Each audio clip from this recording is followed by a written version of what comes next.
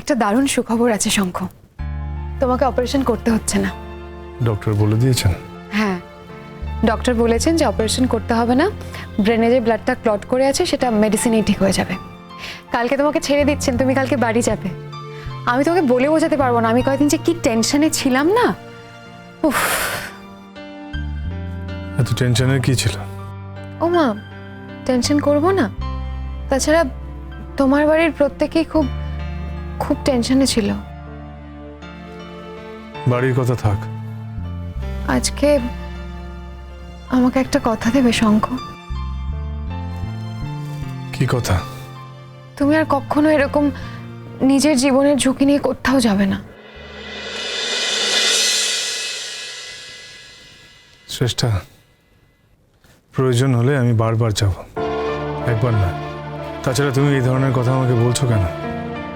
চাইছোই বা কেন? এই কয়েকদিন তুমি অসুস্থ ছিলে, বারবার সেন্সলেস হয়ে যাচ্ছে। তাই তুমি জানো না আমার আমার ওপর দিয়ে কি ঝড়টাই গেছে, আমার আমার মানসিক অবস্থা কি ছিল তুমি তুমি ভাবতে পারবে না শঙ্খ। তোমার তো টেনশনের কিছু নেই, ডাক্তার তো সেরকম কিছু বলেনি। তা কী বা হতো? মরে যেতাম, মরে গেলেই বা কী হতো?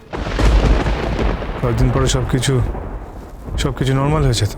প্লিজ শঙ্খ, প্লিজ তুমি এরকম কথা বলো না। তুমি কি ভুলে যাচ্ছ যে তুমি তুমি কাকে এইসব কথা বলছো?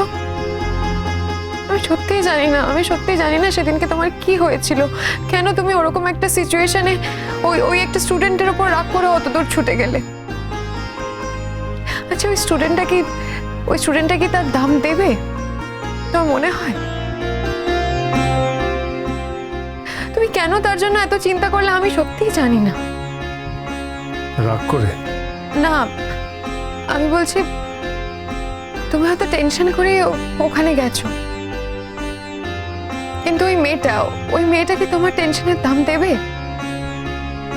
ও তো আগে থেকেই জানতো, এই ঝড়ের অ্যানাউন্সমেন্টটা তো অনেক আগেই হয়েছিল, তারপরেও তো ওই 3টে মেয়েকে নিয়ে ওখানে ঘুরতে চলে গেল। ও কি তোমার টেনশনের কোনো দাম দিয়েছে? শ্রেষ্ঠা, এসব কথা এখন থাক, আমার এখন ঘুম পাচ্ছে। তুমি তো এতক্ষণ জেগেই ছিলে শঙ্খ, আমি এলাম আর তোমার ঘুম পাচ্ছে? আমি তো এইমাত্র এলাম। তর্ক কেন করছো?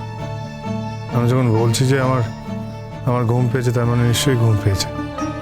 তাছাড়া ডক্টর সিডেটিভ দিচ্ছেন, ঘুম তো পেতেই পারে।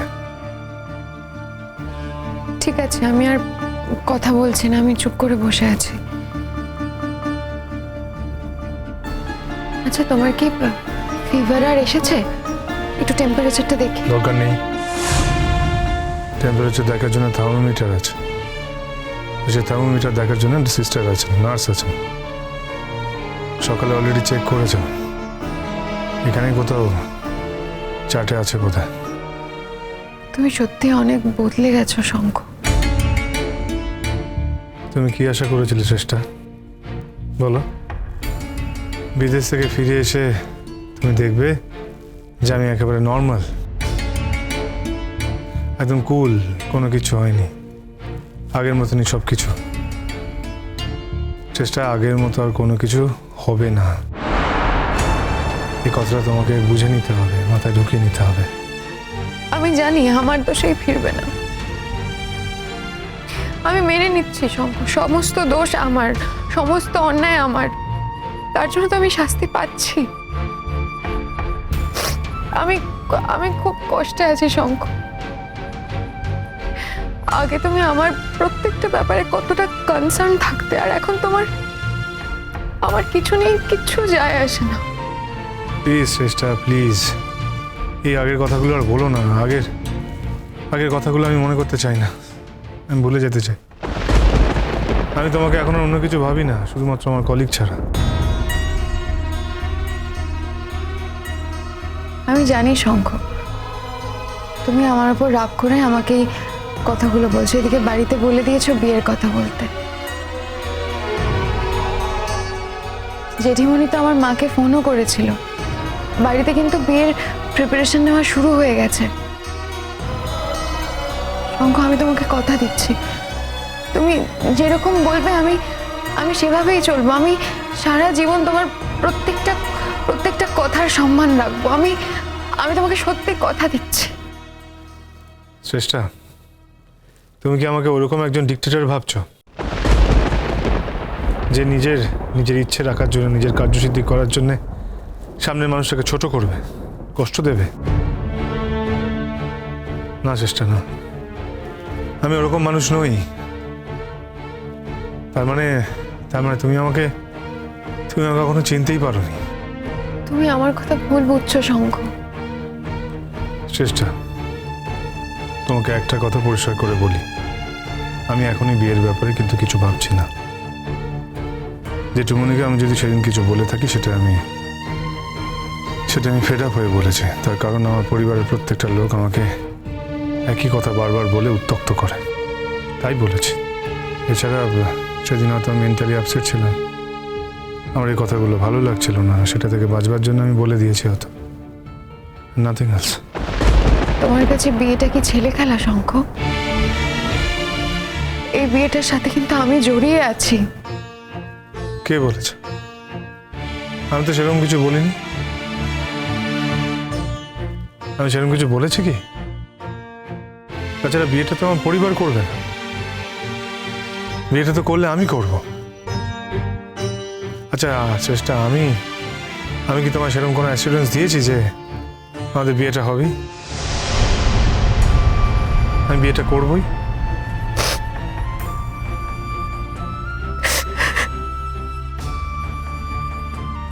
প্লিজ চেষ্টা, প্লিজ।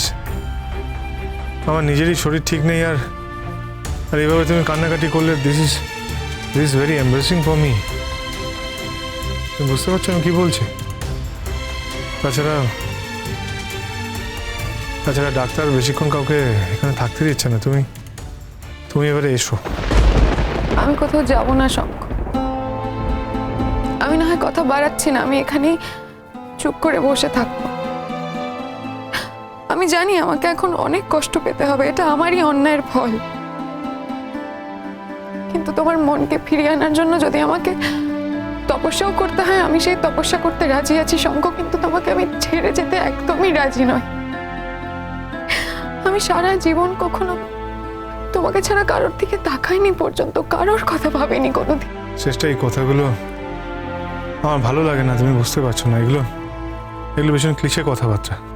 তুমি কি এখন এটাও বিশ্বাস করো না শঙ্খ, যে আমি কোনোদিন তোমাকে ছাড়া আর কাউকে মন দেইনি?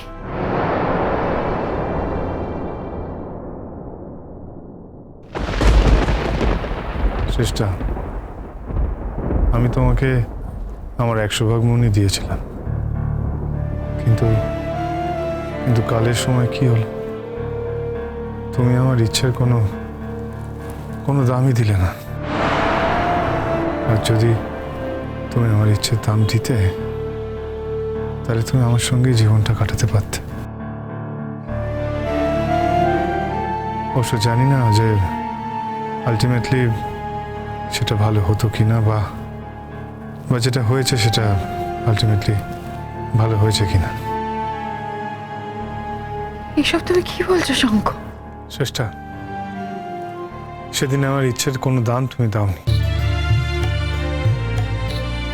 আমার সমস্ত ইচ্ছেকে তুমি পায়ে পিষে দিয়ে চলে গিয়েছিলে শুধুমাত্র নিজের কেরিয়ার করার জন্য। তুমি কি সেদিনকে আমার সম্মানের কথা ভেবেছিলে? আমাদের পরিবারের সম্মানের কথা ভেবেছিলে? আমাদের জন্য একটু ভেবেছিলে? ভাবো, আমাদের বিয়ে প্রায় ঠিক হয়ে গিয়েছিল, সেই বিয়েকে ভেঙে দিয়ে তুমি। মান অভিমানের কথা চলছে দুজনে, কিন্তু তাই বলে ভিজিটিং আওয়ার শেষ হয়ে যাবে, এরপর তো আমি ঢুকতে পারবো না। না না, একবার যখন এসেছি তখন দেখা করেই যাব, কি আর করা যাবে। বাকি সময়টা ওরা মান অভিমান করুক, আপনার তো সব আছে স্যার, সব আছে।